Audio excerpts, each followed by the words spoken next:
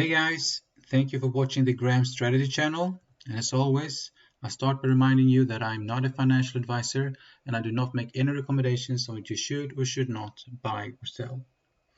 I'm back with a short update on the portfolio. July has passed and the Q2 reports are in. Betsson and Skanska showed good earnings during the last 3 months, while JM and Boliden had lower earnings and Billerud reported a quarterly loss.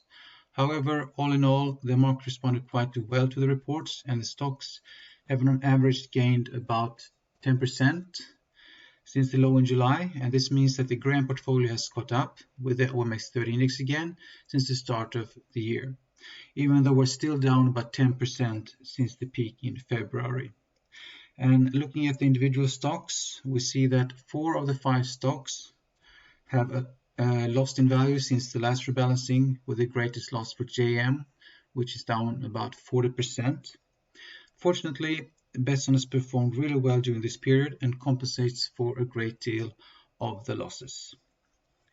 Looking at the performance since the start, we can see that the portfolio has performed about 7 times better than the OMX30 index, with a gain of 50.93% since the start, while OMX indices only gained about 7.23% during the same time.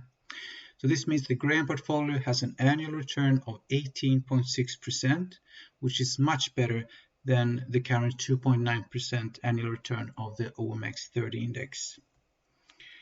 And despite the warnings of a coming recession, the markets have gone up substantially since the end of last year, and many think the bullrun will continue. And this chart from Yahoo Finance News shows recessions and bottoms in the S&P 500 all the way back to the Great Depression. And in basically all of the recessions, a big drop in the stock market can be seen. Here. So, and looking at the federal funds rate and past recessions, we can see that the recessions seem to coincide with the time when the Fed starts lowering the rates. We see a number of arrows here indicating when the Fed starts lowering the rates. But this does not mean that the pivoting is the cause of the recession, but rather a response by the Fed to stimulate the market when a recession is a fact or is about to become a fact. So the question then boils down to, will there be a recession or not? If not, and the Fed can slowly reduce rates as inflation calms down, we could see a really nice bull run in the coming years. On the other hand, this time could be like most other times during the past century, with a recession and a shrinking stock market before the actual long-term bull run starts.